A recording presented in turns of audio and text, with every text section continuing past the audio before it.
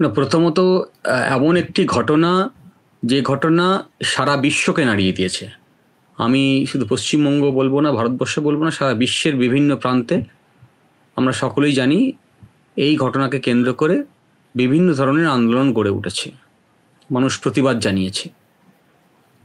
একটি ঘটনা, যে ঘটনায় একজন ডাক্তার, যিনি সাধারণভাবে দায়বদ্ধ সাধারণ মানুষকে সেবা করার জন্য কাজে সে নিয়োজিত ছিল, সেখানেই তাকে ধর্ষিত হয়েছে।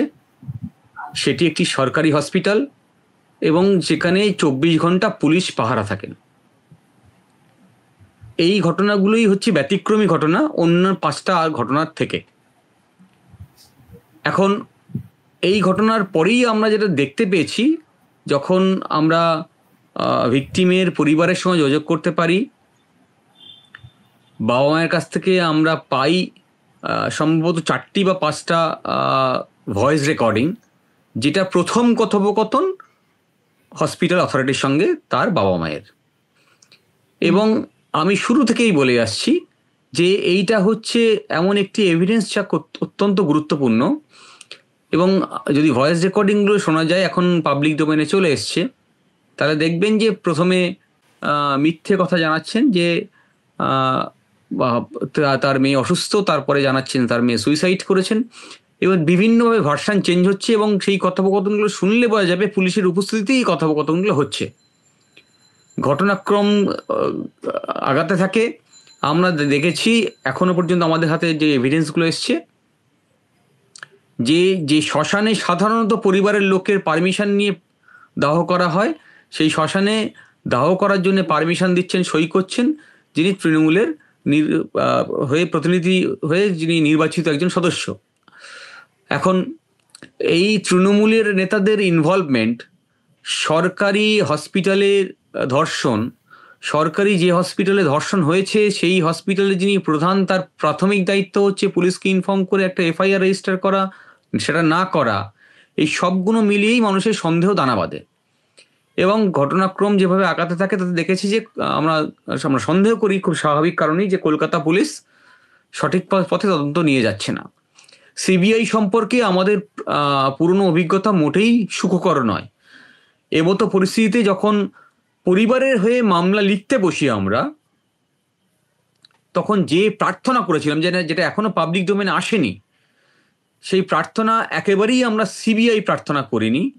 আমরা চেয়েছিলাম যে একটি নিরপেক্ষ তদন্তকারী অফিসারদের দল তৈরি করে দেওয়া হোক, একটা টিম তৈরি করে দেওয়া হোক, একটা সিট তৈরি করে দেওয়া হোক, যারা হাইকোর্টের সুপারভিশনে তদন্ত করুক। সেই মামলার শুনানি যখন হলো ফার্স্ট হাফে, তাদের কলকাতা পুলিশের কাছে যেসব প্রশ্ন বান ছুড়ে দেয় আদালতের জজেরা, তার স্যাটিসফ্যাক্টরি আনসার দিতে পারেনি। যখন সিডি আসে, কেস রেকর্ড, তখন সেই কেস ডায়েরি দেখে আদালত অসন্তোষ প্রকাশ করে এবং সিবিআইকে তদন্তভার দেয়া হয়। সেই দিনই আমরা প্রেসকে জানিয়েছিলাম, পার্টিকুলারলি আমার মনে আছে আমি প্রেসকে বলেছিলাম যে সিবিআই আবারও একটা সুযোগ পেল সঠিক পদে তদন্ত করে প্রমাণ করার যে তারা নিরপেক্ষভাবে তদন্ত করতে পারে। আজকে যেখানে আমরা দাঁড়িয়ে আছি, তাতে আমাদের কাছে খুব স্পষ্ট হয়েছে যে সিবিআই আবারও কোনো না কোনো কারণে কোথাও গিয়ে নিরপেক্ষ তদন্ত করতে ব্যর্থ হচ্ছে। একটা চার্জশিট জমা করেছে, মামলা চলছে, অনেক কথা বলতে চাই না, শুধু এইটুকুই বলতে চাই যে এই চার্জশিটটি অ্যাপারেন্টলি একজন লয়ার দেখলে বুঝতে পারবেন যেটা ফুল অফ ফ্লস। এবং সাবসিকুয়েন্ট চার্জশিট জমা দেওয়ার যে নির্ধারিত সময় ছিল, সেই সময়ের মধ্যে চার্জশিট জমা করতে পারেনি ফার্দার ইনভেস্টিগেশনে। এই পর্যায়ে দাঁড়িয়ে থেকে ডাক্তাররা আবার আন্দোলন নেমেছে এবং খুব স্বাভাবিক কারণেই রাস্তায় নেমে তারা দাবি তুলছেন যে নিরপেক্ষ তদন্ত হোক এবং এই ঘটনার বিচার হোক। ফলে আমরা এখন সেখানে দাঁড়িয়ে আছি, আন্দোলন চলছে আর বিচার প্রক্রিয়া চলছে। তবে সেই বিচার প্রক্রিয়া কতটা বিচারের পথ সুপ্রস্ত করবে সেটা নিয়ে আমার সন্দেহ জাগছে যে পথে এখন আগাচ্ছে, সেই বিচারের পথকে যদি প্রশস্ত করতে হয় তাহলে আমাদেরকে সবাইকেই এই লড়াইয়ে থাকতে হবে। আমি আমার 22 বছরের প্রফেশনাল ক্যারিয়ারে এই প্রথম দেখলাম যে কোনো একটি বিষয়ে হাইকোর্ট অর্ডার পাস করেছেন এবং মনিটর করতে চেয়েছেন অর্ডারে, সেই মামলা সুপ্রিম কোর্ট টেক ওভার করছে। আমার কারণটা আজও জানা নেই। বরং আমি এরকম অনেক উদাহরণ দেখেছি যে কোনো একটি হাইকোর্টে যদি এই ধরনের মামলা শুনানি চলছে, অর্ডার পাস না হলেও, এইরকম যদি বার্তা সুপ্রিম কোর্টের কাছে দেওয়া যায়, সুপ্রিম কোর্ট সঙ্গে সঙ্গেই বলেন যে আপনি কনসার্ন হাইকোর্টে চলে যান, সেখানে গিয়ে বিচার হলো, তারপরে আপনি যদি অ্যাগ্রিভড হন সুপ্রিম কোর্ট। আসলে আইনের জায়গা থেকে যদি বিশ্লেষণ করি তাহলে দেখবেন যদি কেউ আমরা অ্যাগ্রিভড হই এই ধরনের রিট জুরিসডিকশনে কোনো স্টেটের কোনো কন্ডাক্ট নিয়ে, সেটা পুলিশ হতে পারে বা অন্য দপ্তর হতে পারে, তাহলে আমাদের প্রথম রিট কোর্টের সিঙ্গেল বেঞ্চে আমরা মামলা দায়ের করতে পারি।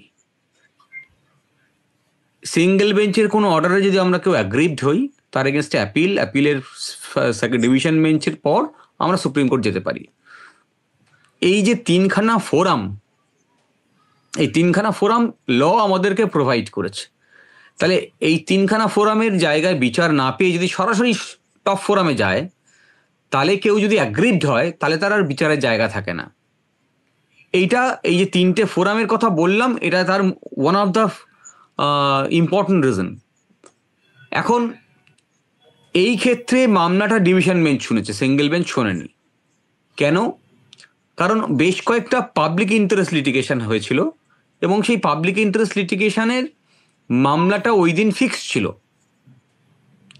সেই সময় তড়িঘড়ি করে, সেই সময় যা পরিস্থিতি ছিল, আর ওই পরিবারের ভিকটিম পরিবার, তার বাবা মায়ের মানসিকতা যে জায়গাতে ছিল, সেই জায়গাতে মামলা করবেন, অনেক কিছু করবেন ভেবে চিন্তে কোনো সিদ্ধান্ত নেওয়ার জায়গাতে ওনারা ছিলেন না। ইন এনি ইভেন্ট, যেহেতু ডিভিশন বেঞ্চ মামলা ফিক্স করেছিল, আমাদেরকে ডিভিশন বেঞ্চেই ইন্টারভেন করতে হয়েছিল। তাহলে তার অ্যাট দ্য ফার্স্ট ইনস্ট্যান্স আমরা একটা পরিস্থিতির কারণে ফার্স্ট ফোরামটাকে লুজ করি, যেটা আমার আইনে পাওনা ছিল, কারণ ডিভিশন বেঞ্চে অন্য ম্যাটারগুলো ফিক্স করে নিয়েছিল। সেই সময় যদি সুপ্রিম কোর্ট আমার মামলাটাকে সুপ্রিম কোর্টে নিয়ে গেলেন, তাহলে আইনের চোখে আমার আরও একখানা ফোরাম সুপ্রিম কোর্ট কেড়ে নিলেন। ফলে সুপ্রিম কোর্ট আইনের জায়গা থেকেও ঠিক করেননি। এখন যিনি সেই সময় প্রধান বিচারপতি ছিলেন, যদি আপনি একটু পিছনের দিকের ইতিহাস ঘাটেন, বেশি পেছনে যাওয়ার দরকার, বেশ কয়েক মাস আগেরই, তাহলেই দেখবেন যে কোনো একটি মিটিংয়ে উনি বলছেন, I was directed by God while passing that Babri judgment. তো একজন জাজ যখন বিচারপতি হন, তখন তাকে সংবিধানের শপথ নিতে হয় যে আমি সংবিধানের বিধি মানব, আমার সামনে নথি, এগুলো মেনে আমি নিরপেক্ষভাবে বিচার দেব। এইখানে কোথাও শপথের মধ্যে যে আপনি কোথাও যদি দ্বিধায় থাকেন, তাহলে ভগবানের কাছ থেকে আপনি প্রার্থনা করে তার নির্দেশ নিতে পারেন, এই রকম কোনো আইন আমার সংবিধানে আমার পড়া নেই। ফলে একজন বিচারপতি, তিনি সংবিধানের শপথ নিয়েছেন, সংবিধানের শপথ নিয়ে তিনি বিচারের ওই চেয়ারে বসেছেন। আমাদের থেকে তার পার্থক্য হচ্ছে তার ওই শপথটা। ফলে সে যতদিন ওইখানে বিচার করবেন, তিনি প্রধান বিচারপতি হতে পারেন, তিনি অন্য যে কোনো স্তরের বিচারপতি হতে পারেন, তাকে এই সংবিধানের শপথ মানতে হবে। এখন প্রধান বিচারপতির আসনে বসে যদি আপনি শপথ ভঙ্গ করেন, তাহলে আপনি আসলে আদালতের অবমাননা করলেন। এখন সংবিধানে অবমাননা করলেন, সংবিধানে যে আদালত তৈরি হয়েছে সেই আদালতে অবমাননা করলেন। তাহলে প্রধান বিচারপতি আসনে বসে তিনি যদি আদালতে অবমাননা করেন, তাহলে তার বিচার কে করবে? আমার আগের বক্তা যে কথা বললেন, আমি তার রেস্টেনেই বলছি। তাহলে একজন প্রধান বিচারপতি আসনে বসে তিনি আদালতে অবমাননা করছেন, এই হচ্ছে তার ব্যাকগ্রাউন্ড। এখন তিনি, আমার যেটা বললাম, আমার রিট সিঙ্গেল বেঞ্চে একটা ফোরাম ছিল, ডিভিশন বেঞ্চে একটা ফোরাম ছিল, সুপ্রিম কোর্টে একটা ফোরাম ছিল। এই সব কটা ফোরাম কেড়ে নিয়ে সুপ্রিম কোর্টে যখন হাইকোর্ট ডিরেকশন দিয়েছেন সিবিআই ইনভেস্টিগেশনের, হাইকোর্ট মনিটর করতে চেয়েছেন, তখন উনি টেক ওভার করলেন ফর নো রিজন। আমি অ্যাটলিস্ট ওই জাজমেন্টের কোথাও এইরকম কোনো রিজনিং লিখতে দেখিনি যেখানে উনি কেন হাইকোর্টের বিচার চলাকালীনও এটা টেক ওভার করলেন সেটা লিখেছেন। ফলে প্রাইমারিলি কোনো রিজন অ্যাসাইন করেননি অন রেকর্ড কেন হাইকোর্টের মামলাটাকে উনি টেক ওভার করেছেন তার ব্যাখ্যা দিয়ে। ফলে সেই দিক দিয়ে প্রধান বিচারপতি আরও একটা এই জাজমেন্টে যে অর্ডার এখনো সুপ্রিম কোর্টে চলছে মামলাটা, তার ফ্লস রয়ে গেছে। এখন সুপ্রিম কোর্টে ভিকটিমের মামলা যদি ভিকটিমের মামলা শুনতে হয়, এখন যদি প্রথম দিকের 2 দিন 3টে দিনের মামলা শোনেন, দেখবেন যে ভিকটিম পরিবারের হয়ে যিনি আইনজীবী ছিলেন তিনি বেশ কয়েকবার উঠে বলেছেন যে আমি ভিকটিম পরিবারের, আমি এই বলতে চাই। উনি বলেছেন এখন শুনবো না, পরে শুনছি। তাহলে ভিকটিম পরিবারকে নিয়ে যদি তার কনসার্ন থাকে, তাহলে এই যে বৃহত্তর পার্সপেক্টিভ, যার জন্য সুপ্রিম কোর্ট তো মূলত 2টো বিষয় নিয়ে শুনছে। একটা হচ্ছে ভিকটিম পরিবারের এই ঘটনাটা নিয়ে, আর আরেকটা হচ্ছে সারা ভারতবর্ষব্যাপী কিভাবে প্রোটেকশন দেওয়া যায় তার লার্জার পার্সপেক্টিভটা নিয়ে। এখন যদি ভিকটিম পরিবারটা মূল কনসার্ন হয়, যে বিষয় নিয়ে সুপ্রিম কোর্টকে রাতারাতি বসে ছুটির দিনে কগনিজেন্স নিতে হলো, তাহলে তো সবার আগে ভিকটিম ফ্যামিলিকে শুনবেন, শুনে তারপর বিচার করবেন। উনি কিন্তু প্রথম 2 দিন 3 দিন হিয়ারিংয়ে ভিকটিম পরিবারকে শুনলেনই না। বারবার চেষ্টা করা হয়েছে যে ভিকটিম পরিবারকে শোনা হোক, উনি কিন্তু শোনেননি। ওনার উচিত ছিল ভিকটিম পরিবারে কেউ আছেন কিনা আপনারা বলুন, যদি না থাকে ভিকটিম পরিবারকে নোটিস করুন, আমি সবার আগে ভিকটিম পরিবারকে শুনতে চাই, হোয়াট ইজ দেয়ার গ্রিভান্স। শুনলেন না। তাহলে আবারও একবার সাসপিশন তৈরি হচ্ছে, তাহলে কি ভিকটিম পরিবারের প্রতি বা এই ঘটনাতে উনি সত্যিই খুব সেন্সিটিভ হয়ে নিলেন, নাকি অন্য কোনো কারণ ছিল? যে কথা আমার আগের বক্তা বললেন যে বিচারকদেরও বিচার হওয়া প্রয়োজন, বিচারকদের বিরুদ্ধে তদন্ত হওয়া প্রয়োজন, এইগুলো বোধহয় কারণ উনি ভেবেছেন। ফলে যে প্রধান বিচারপতি যে ব্যাখ্যা, যে কারণে এই কগনিজেন্স নিয়েছেন, তা এখনো আজকের দিনেও অস্পষ্ট। এবং আপনি দেখবেন যে সিবিআই সুপ্রিম কোর্টে বারবার রিপোর্ট ফাইল করছেন এবং সুপ্রিম কোর্ট তার স্যাটিসফ্যাকশন রেকর্ড করছে। সেকেন্ড বা থার্ড ডেতে সুপ্রিম কোর্ট এই তো কলকাতা পুলিশ এই রেকর্ড সেই রেকর্ড, এই সমস্যায় মানে সারপ্রাইজিং একটা এক্সপ্রেশন দিলেন without recording anything on record. যেহেতু investigation is going, he is rightly done. যখন ইনভেস্টিগেশন চলে তখন কোর্ট কোনো তদন্তকারী সংস্থা তাদেরকে এক্সপার্ট ধরে নেওয়া হয়, তাদের তদন্তের মধ্যে কোনো ডিরেকশন দিয়ে কোনো ডিরেকশন ঠিক করতে চান না, কারণ এক্সপার্ট যারা আছেন তারা তাদের এক্সপার্টাইজ দিয়েই তদন্তের ডিরেকশন ফিক্স করেন। ফলে হাইকোর্ট বা সুপ্রিম কোর্ট কেউই সেখানে ইন্টারভেন করে ডিরেকশন ফিক্স করেন না। হাইকোর্ট বা সুপ্রিম কোর্ট বলতে পারেন কই আপনি তো এইটা তো তদন্তের আওতার মধ্যে নিয়ে এলেন না, এইটা হাইকোর্ট বা সুপ্রিম কোর্ট বলতে পারে, সেটাও কিন্তু করেননি। ফলে প্রথম থেকেই যেভাবে এই তদন্ত আগিয়েছে আর সুপ্রিম কোর্ট যেভাবে তার স্যাটিসফ্যাকশন রেকর্ড করেছে, তাতে আমাদের মনে হয়েছে যে সুপ্রিম কোর্ট কোথাও, যদি সুপ্রিম কোর্ট স্যাটিসফ্যাকশন রেকর্ড করে, তাহলে সেখানে তো আমাদের স্যাটিসফাইড হতে হবে। এত বৃহত্তর অংশের মানুষ তারা রাস্তায় নেমে আছেন, তারা দেখছেন প্রতিদিন কি হচ্ছে। তারা সুপ্রিম কোর্ট যখন টেক ওভার করেছেন তখন আস্থা প্রকাশ এবার কিছু একটা হবে, সেই জায়গায় দাঁড়িয়ে সুপ্রিম কোর্ট স্যাটিসফ্যাকশন রেকর্ড করছে। আর আমরা কি দেখছি, সিবিআই তার সাপ্লিমেন্টারি চার্জশিট নির্দিষ্ট সময়ের মধ্যে দিতে পারলো না। আর সুপ্রিম কোর্টে বোধহয় মামলার ডেট বোধহয় ফেব্রুয়ারি না মার্চে বোধহয় কোনো একটা সময় রেখেছে। এত লম্বা দিনের গ্যাপ রাখলেন। আপনি মনিটর করছেন একটা তদন্ত, হাইকোর্ট মনিটর করতে দিলেন না, আপনি মনিটর করছেন। তাহলে আপনি যখন মনিটর করছেন তখন আপনি এত লম্বা দিনে গ্যাপ দিলেন। আর তার মানে তো আমি ধরে নিতে পারি যে সিবিআই যে রিপোর্ট দিয়েছেন, সেই যে রিপোর্ট আপনার কাছে জমা করেছে, সেই রিপোর্টে আপনি স্যাটিসফাইড হয়েছেন। তাহলে যদি স্যাটিসফ্যাকশন থাকে, তাহলে এখন আমি ফরেন্সিক রিপোর্টটার সম্পর্কে আমি যা জেনেছি, কোয়াইট সারপ্রাইজিং। ফরেন্সিক রিপোর্টে শুরুর দিকে যারা তদন্তকারী দল ছিলেন তারা যা যা ক্লুজ পেয়েছেন সেগুলো রেকর্ড করেছেন, তা থেকে তো একটা ইনফারেন্স ড্র করছে যে আসলে যে অকারেন্স, যেখানে ক্রাইম সিন, সেই ক্রাইম সিনটাই সাসপিশন তৈরি করেছে যে এইটা ক্রাইম সিন নয়। তো এই ক্রাইম সিন যদি এইটা না হয়, তাহলে এবার বুঝে দেখুন, তাহলে somebody has changed that. তাহলে apart from the incident of rape, ধর্ষণের ঘটনার বাইরেও তাহলে আরো কিছু লোক ইনভলভ যারা এই তদন্তকে কোনোভাবে প্রভাবিত করার চেষ্টা করেছে। তাহলে কারা কারা হতে পারে? এটা হতে পারে হসপিটালে যারা ছিলেন, যাদের অ্যাক্সেস ছিল ওইখানে যাওয়ার, বা যারা পুলিশ এদের এই সমস্ত নথিকে প্রিজার্ভ করার দায়িত্বে ছিলেন ঘটনার পরে।